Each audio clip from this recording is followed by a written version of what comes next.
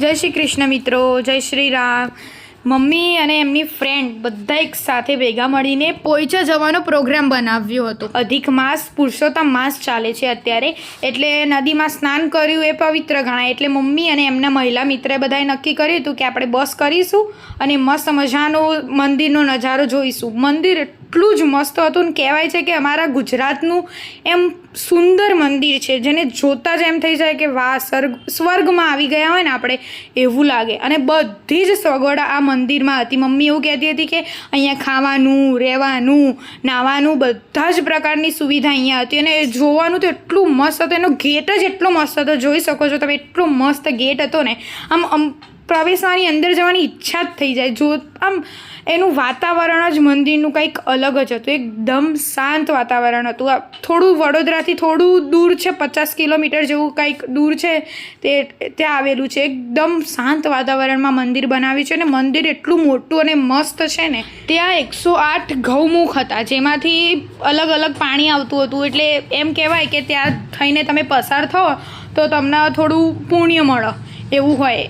એટલે મમ્મીને તે એ પણ જોયું હતું. અને મોટું ગાર્ડન હતું, ગમે તેમ તમે ફરો, એટલી આખો દિવસ ક્યાં જતો રહે ને આ મંદિરમાં તમને ખબર જ ના પડે. એટલું બધું જોવાનું છે આ મંદિર ઉપર. જો બધા કેવા ફરે છે. આ હનુમાન દાદાનું મંદિર હતું, ત્યાં તેલ પણ ચડાવ્યું હતું. કાલ શનિવાર હતો ને એટલે ખાલી મંદિરનો નજારો જુઓ તમે, કેટલું મસ્ત લાગે છે. ફુવારા અને બધું મૂકેલું છે, એટલું મસ્ત મંદિર બનાવ્યું છે ને, આ જોઈને આનંદ થઈ જવાય. જય શ્રી રામ. જય શ્રી રામ. આજે આપણે જો આવીએ, આપણે પહોંચ્યા આવીએ. જો બધા ઓળખાણ બે છે, મંદિર જઈએ દર્શન કરવા. લાઈન સર બધા જો બધી લેડી છે. આ નદી હજુ હવે ઓળખું ચાલુ થયું. હવે ઓળખાણ બે જવાનું પેલા કિનારે મંદિર સામે દેખાય ગયો. આજે બધાનો આનંદ લેવાનો મસ્ત મસ્ત.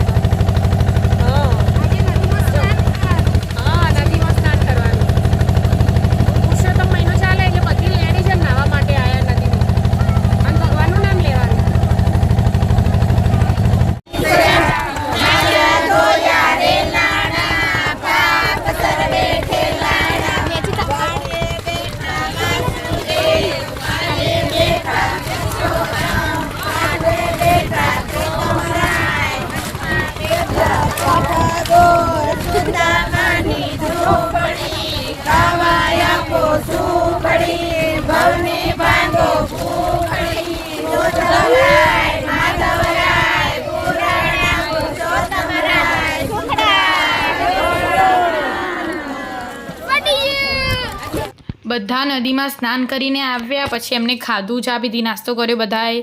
પછી 6:30 વાગ્યામાં આ પાલખી નીકળી સ્વામિનારાયણ ભગવાનની. જો કેટલી બધી ભીડ છે, પુરુષોત્તમ માસ ચાલે છે ને એટલે બહુ જ ભીડ હોય. એટલે પછી આ પાલખી નીકળી. પાલખીમાં બહુ બધા ભગવાન હતા, બહુ બધા ભગવાનની પાલખી નીકળી હતી.